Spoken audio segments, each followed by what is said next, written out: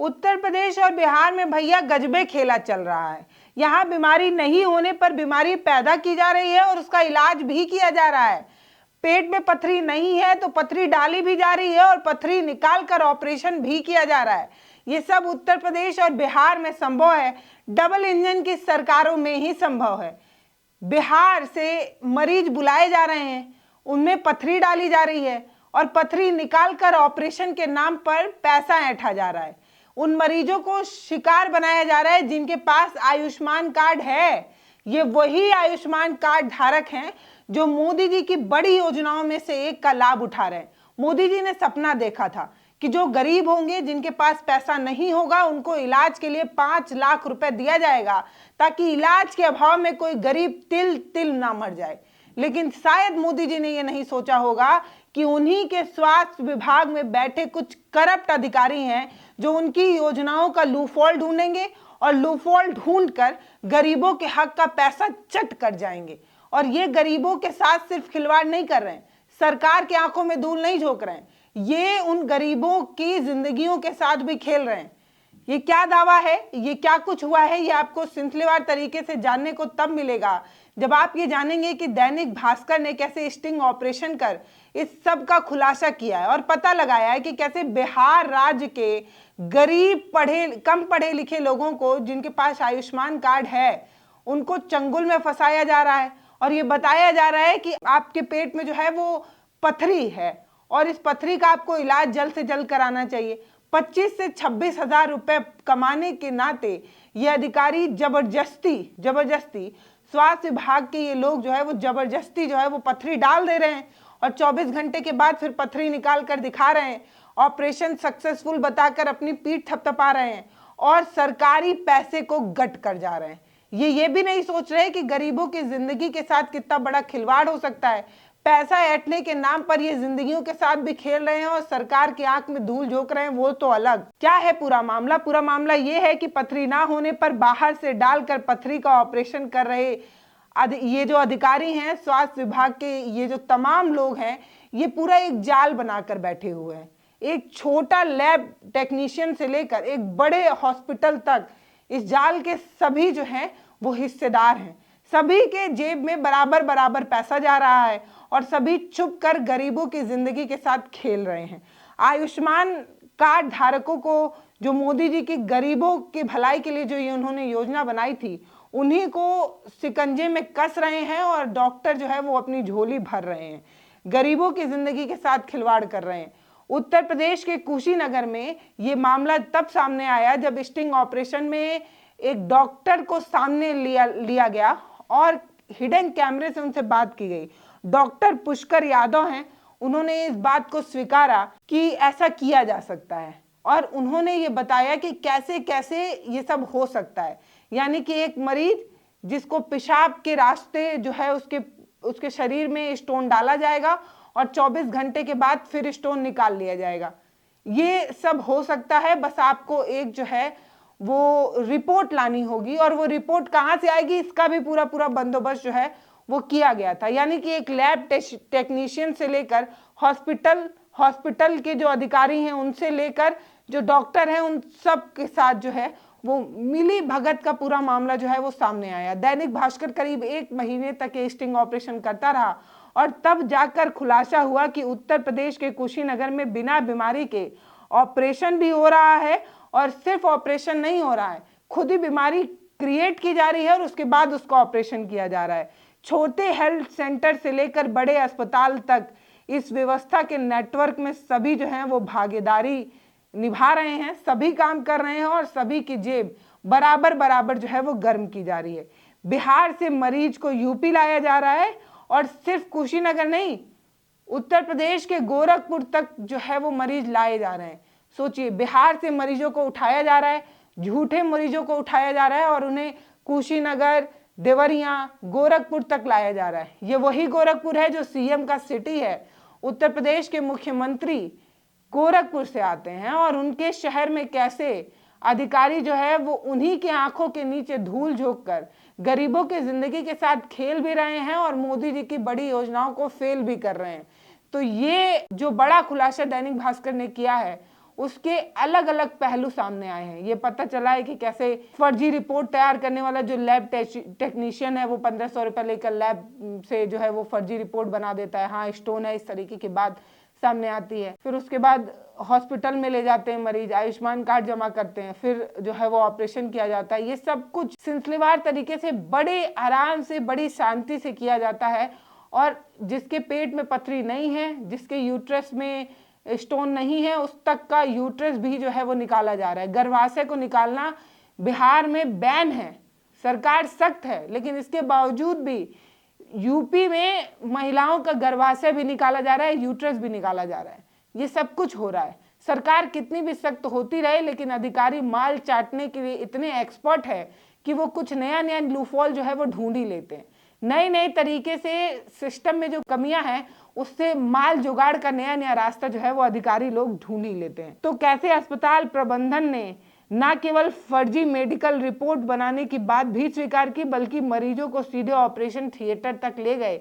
ये सब कुछ दैनिक भास्कर के स्टिंग ऑपरेशन में देखने को मिला। ये जो पूरा मामला है ना, वो सिर्फ और सिर्फ स्वास्थ्य विभाग की कार्रवाई पर ही नहीं सवाल खड़ा कर रहा है, गरीब की जिंदगी कितनी सस्ती है उस पर भी सवाल खड़ा कर रहा है। जो आम जनता है, जो आम जनमानस है, उसके स्वास्थ्य के साथ कैसे खिलवाड़ कर रहा है ये पूरा सिस्टम, उस पर भी गंभीर सवाल खड़ा कर रहा है। सरकार से 25-26 हजार रुपए ऐंठने के नाम पर आप गरीबों की जिंदगी को कितना सस्ता मान रहे हैं कि एक स्टोन उसके शरीर में आप जबरदस्ती डाल रहे हैं और 24 घंटे के अंदर ऑपरेशन के नाम पर निकाल दे रहे हैं। आप ये सोच भी रहे हैं कि कोई बाहरी पदार्थ, कोई बाहरी स्टोन अगर किसी इंसान के शरीर के अंदर डाला जाए तो वो कितना बड़ा रिएक्शन कर सकता है, जान भी जा सकती है, लेकिन क्या ही फर्क पड़ता है। 25-26 हजार रुपए मिल जाएंगे, इसलिए ये अधिकारी, ये डॉक्टर, लैब टेक्नीशियन सब चुप्पी साध कर इस काले गेम का हिस्सा बन रहे हैं। ये काला शाही सच है जो उत्तर प्रदेश और बिहार से सामने आया है। ये वो पत्रकारिता है जिसको सलाम किया जाना चाहिए, क्योंकि बहुत सारे लोग इन सब चीजों पर बोलते ही नहीं है, खबर ही नहीं दिखाते हैं। पता नहीं क्यों नहीं दिखाते हैं, लेकिन इन सब चीजों पर कभी बात ही नहीं होती। दैनिक भास्कर ने एक बहुत सराहनीय काम किया है, इसलिए भी इनकी पत्रकारिता को न सिर्फ सलाम किया जाना चाहिए, बल्कि आज के युग में जब सब अपनी माइक तलवे के नीचे रख चुके हैं, तब कुछ ऐसे पत्रकार जिंदा हैं जो अभी भी गरीब लोगों के लिए, जो सच्ची पत्रकारिता है उसके लिए आज भी काम कर रहे हैं। ऐसा नहीं है कि ऐसा मामला पहले सामने आया है, कुशीनगर से ऐसा एक मामला पहले भी सामने आया था, तब भी आयुष्मान कार्ड के साथ खिलवाड़ का ही मामला सामने आया था। तब भी जो है कई लोगों को जेल तक की हवा भी खानी पड़ी थी, लेकिन अफसोस कि यह मामला थम ही नहीं रहा है। अभी अस्पताल की जांच के लिए एक टीम बनाई गई है, 2 दिन से टीम जो है वो जांच भी कर रही है। आज भी 3 घंटे तक जो है हॉस्पिटल में जांच चलती रही। मरीजों की चीज़ों को खंगाला जा रहा है। जितने ज़्यादा मरीज आए हैं उसमें अधिकतर जो है वो बिहार के ही हैं, मतलब बिहार के मरीजों का रिकॉर्ड चेक किया जा रहा है। और आयुष्मान कार्ड के इलाज के लिए नवजीवन अस्पताल को जो है वो बैन भी किया जा चुका है, यानी कि अब नवजीवन अस्पताल में कोई भी आयुष्मान कार्ड के मरीजों का इलाज संभव नहीं हो पाएगा। ये एक नया बड़ा एक्शन जो है वो लिया गया है। बाकी ऐसा नहीं है कि नवजीवन अस्पताल ही जो है वो भ्रष्ट रहा होगा, ये सिर्फ वानगी है। बहुत सारे ऐसे हॉस्पिटल होंगे जिसमें इस तरीके का बंदरबाट चल रहा होगा, लेकिन स्टिंग ऑपरेशन से अगर एक ही एग्जाम्पल सेट हुआ है तो कम से कम पूरे टीम को एक्टिव होना चाहिए, स्वास्थ्य विभाग के तमाम लोगों को एक्टिव होना चाहिए, ताकि गरीबों की जिंदगी के साथ ऐसे खिलवाड़ ना किया जाए। हर काम पत्रकार ही करे ये जरूरी नहीं है, जांच विभाग की जो टीम बनती है वो भी जो है वो एक्शन ले सकती है। जो पहले आयुष्मान कार्ड योजना के तहत जो भ्रष्टाचार सामने आया था उसमें डीसी दीपक कुशवाहा को जेल भी जाना पड़ा था, उनके सहित 4 लोगों को और जेल जाना पड़ा था। और जो बड़े अधिकारी थे वो बड़े सोर्स की वजह से बच गए थे, और उन्हीं के अंडर में फिर से आयुष्मान योजना में धांधली का मामला जो है वो सामने आया है। अब देखना यही होगा कि इस बार उनके अंडर में जो आयुष्मान की धांधली का बड़ा मामला सामने आया है उस पर कोई कार्रवाई हो भी पाती है या नहीं, क्योंकि एक बार ऐसा ही पहला मामला भी सामने आ चुका है। तो बड़े अधिकारी, प्रबंधक टाइप के अधिकारी लोगों का क्या होगा ये देखने की बात है। हालांकि अस्पताल में 3 घंटे की जांच के बाद अब आयुष्मान आईडी निलंबित की जा चुकी है उस हॉस्पिटल की। नवजीवन ज्योति हॉस्पिटल पर जो भी रकम उनके हॉस्पिटल में आने वाली थी उन सब पर जो है वो रोक लगा दी गई है। यानी कि आयुष्मान के कार्ड के तहत जितना भी ऑपरेशन उस हॉस्पिटल में हुआ था उस पर अब कोई भी पैसा सरकार की तरफ से नहीं आएगा, ऐसा रोक लगाया गया है। जांच के बाद ही वो रकम जो है वो वापस आएगी। ये जो हॉस्पिटल है उस पर सिर्फ रकम हड़पने का ही आरोप नहीं है, बल्कि मरीजों की जिंदगी के साथ खिलवाड़ करने का, धांधली करने का और दलालों के साथ मिलकर गरीबों की जिंदगी के साथ खिलवाड़ करने का ये जो बड़ा मामला है वो सामने आया है नवजीवन हॉस्पिटल के सामने। बल्कि ऐसा नहीं है कि ये सिर्फ कुशीनगर के किसी एक हॉस्पिटल की कहानी होगी, पूरी उम्मीद के साथ कहा जा सकता है कि ऐसा अलग अलग शहरों के अलग अलग हॉस्पिटलों में हो रहा होगा। इसीलिए बहुत ज़रूरी है कि अब से सजग और सचेत हो जाएं। अलग राज्य से मरीज लाकर उनका इलाज यहाँ पर किया जा रहा है तो अपने यहाँ मरीजों के साथ क्या ही किया जा रहा होगा, ये सोचने की बात है। और ये बड़ी चिंता की बात है कि मतलब किसी के यूट्रस में आप जो है वो स्टोन डालिए, फिर यूट्रस का ऑपरेशन के नाम पर आप यूट्रस ही निकाल लीजिए। एक महिला के लिए कितनी बड़ी बात हो सकती है कि आप उसकी जिंदगी का सबसे अहम और सबसे खूबसूरत पल आप उससे छीन ले रहे हैं। किसी को माँ बनने का सौभाग्य नहीं मिलेगा अगर आप इस तरीके के फर्जी ऑपरेशन करेंगे।